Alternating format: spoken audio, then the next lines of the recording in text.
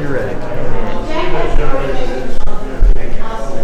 Well, President Morehead, I guess since the statement was made yesterday about the lawsuit and everything, kind of what's your response to that? Well, you saw the statement that was put out by the NCAA president and the commissioners of the Power Four conferences. I really don't have anything to add to that, except that we'll certainly be in discussions about all those issues next week at the SEC meetings.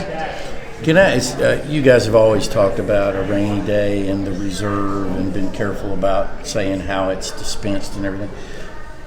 Is the rainy day here now? Do you guys feel well heeled for what comes next? Well, you may have heard Ryan pointed out that some of our bond requirements require us to keep rainy day funds, and so we're always going to be in compliance with those bond requirements. We're not going to violate those, but I think we're in good shape. We'll manage it.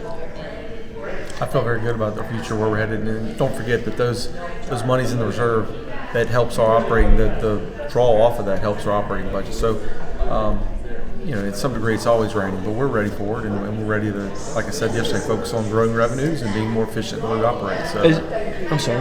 As you get ready to head down to Destin, knowing that the settlement, announcement just came, what issues do you think athletic directors, presidents want to flesh out as you guys go forward towards, 2025 when this is implemented? I think there's a ton of issues we got to work through, and that's something that's going to be worked out over the next few months. So, a lot of topics, and we're going to try to take this and make the best of it. And we know where we're at now on this piece, and now that the details of what's moving forward is what we're going to spend a lot of time working on.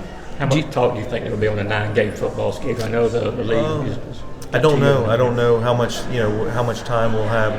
That'll be interesting to see. I suspect this topic will dominate the meeting.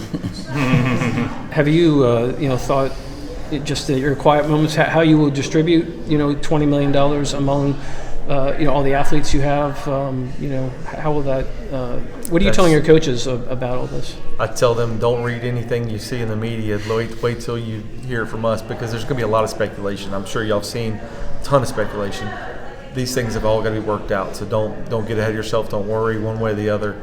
There's lots of work to be done. What about the speculation about scholarship restrictions and that sort of thing? Well, I feel that is something we'll know more details about, but the potential of not having scholarship limits, putting in roster caps, these are all the many, many details that are going to be worked out over the next few months. So to speculate on how any of that's it's too early to get into the weeds of any of that right now.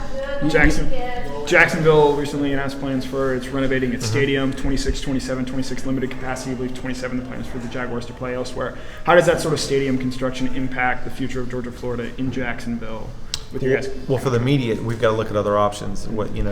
Whether that's home and home, whether that's neutral sites. So we're working with Florida to look at the options for those 2 years. And then beyond that, excited, once that construction is complete, we're excited to go back there and see the potential and opportunities to make it a really special game with what they're talking about doing. That looks like it's going to be an amazing project. Time for just a couple more. You lauded Ford Williams yesterday for their ability to continue to raise funds.